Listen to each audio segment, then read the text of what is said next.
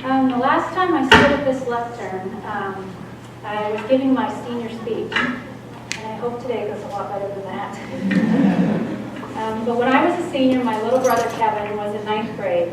He had a lot of different interests than I did, and he had different friends, and we didn't talk very much.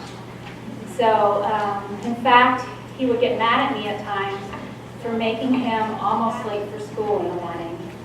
He always liked to leave extra early, and I could never decide what to wear. I do not actually remember watching Kevin play in any sporting events until his junior year. And that's when I saw his soccer team, coached by Mr. Stewart and Mr. St. John, win the league championship on the field across the street. Later that year, I saw him play goalie in a lacrosse game, and I couldn't believe how quick he was and how many goals he saved.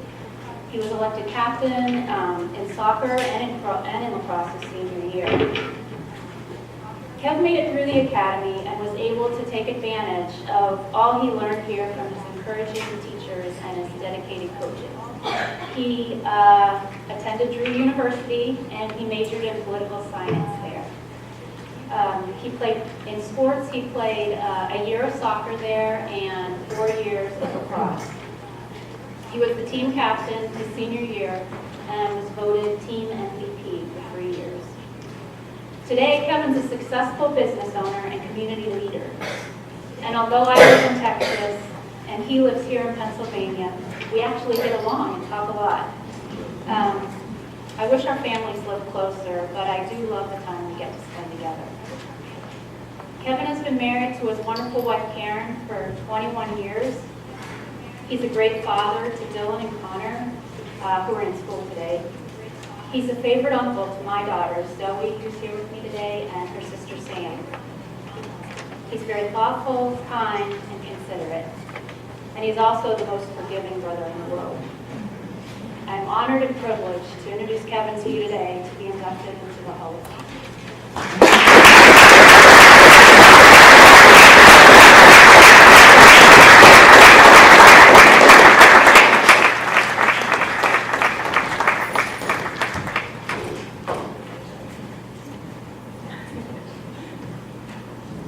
I don't know how to follow that up, other than to say one of the last times I was on this stage, we did the play of The Lion, the Witch, and the Wardrobe, and I was the lion. And I only had about 3 lines. I forgot them. So hopefully this goes better. I'd like to welcome you all here today. Dr. Newman, Gene Serino, B. Myers, who is the Hall of Fame Committee Chairperson, members of the committee, Hall of Fame members that are here, faculty, students, friends, and family. Thank you for being here.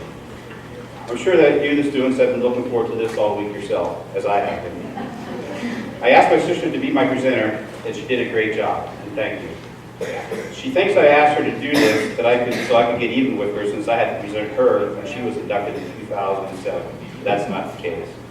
The real reason I wanted you to have her present me was so you can personally meet the person who I admired during my years here at the Academy. She was excellent in sports, a very strong student, was very popular. She set the bar high for me to try to achieve. Her success and accomplishments made me a better person here at the Academy. Of course, I could never tell these things to her while we were growing up. I received my letter of congratulations in the mail. It was dated May 7th, 2013. Unfortunately, I did not open it up for about a month or so. The last thing I thought that I was getting from the Academy was a congratulatory letter for in the Hall of Fame. I just figured it was a letter asking for another donation. I actually didn't realize what the letter was about until I received an email from Gene. From there, I was behind the 8 ball. Gene was very patient with me as far as getting information back to her concerning the Hall of Fame. I feel very honored and humbled to have been elected into the Hall of Fame. As you can see from your program, I do not have any scoring titles. I didn't make any first or second teams or honorable mentions or have a scoring title. So for those of you out there that do not score all the goals or the points, may not be the best person on the team, you still have hope. But with perseverance, one of the words Dr. Newman just referenced to, hard work and dedication, you may find yourself lucky enough, as I am, to be elected into the Hall. There are many people I need to thank, but I know time is limited, and you guys want to get out of here for the weekend. The time that I do have, though, I'd like to thank all of my past teammates. because without them, I wouldn't be here today.